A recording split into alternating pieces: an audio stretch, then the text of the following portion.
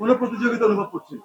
He is an industry himself. উনি এত বছর কাজ করেছেন এবং এত ভালো কাজ করেছেন, আমাদেরকে প্রতি বছর এত অসাধারণ ছবি উপহার দিয়েছেন। এটা তুলনা আসাটাও আমার জন্য অনেক বড় একটা প্রাপ্তি।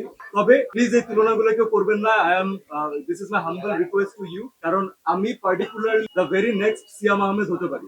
তো আমি সেই আইডেন্টিটির জন্যই কাজ করব এবং আপনাদেরকে ইনশাল্লাহ সিয়াম আহমেদ হিসাবে কিছু দেওয়ার ট্রাই করবো। কোনো প্রতিযোগিতা অনুভব করছি না, ট্রাস্ট মি। দর্শকের না, আসলে এটা হয় কি, এক্সট্রিম ভক্তদের মাঝখানে এই জিনিসগুলো দেখা যায়।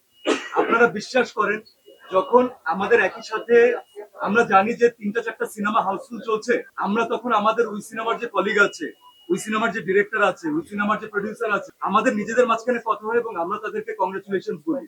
আমরা বলি যে ফাটায় দিচ্ছে, খুবই ভালো হচ্ছে, সামনে আরো ভালো যাবে। যখন আমরা খেলতে যাই তখন আমরা মাঠে সবাই একসাথে খেলি, কিন্তু তখন কিন্তু কে জিতলো কে হারলো এইসব জিনিস থাকে না। তো this is a beautiful place. Maximum মানুষজন আমরা একসাথে কাজ করে বড় হয়েছি। সোহেল ভাই এখানে আমাদের সাথে জয়েন করেছে, সোহেল ভাইয়ের সাথে আমরা সেই নাটক থেকে কাজ করেছি, ওটিটি থেকে কাজ করেছি। এইসব না, এগুলো শুধুমাত্র ভক্তদের মাঝখানে একটা গ্যাপ ক্রিয়েট করা, আর কিচ্ছু না। আমরা প্রত্যেকের সাকসেসে গর্ববোধ করি। কারণ খেয়াল করে দেখবেন যে লাস্ট ইয়ারে তখন একটা বরবাদ হয়েছিল, তখন আমার জঙ্গলি রিলিজ পেয়েছে। আলহামদুলিল্লাহ এবছর রাক্ষস সাকসেসফুল হচ্ছে, ইনশাল্লাহ নেক্সট ইয়ারে অন্য কিছু হবে, আরো বড় কিছু হবে, right? So this is a plus for the industry, and we should all celebrate it together.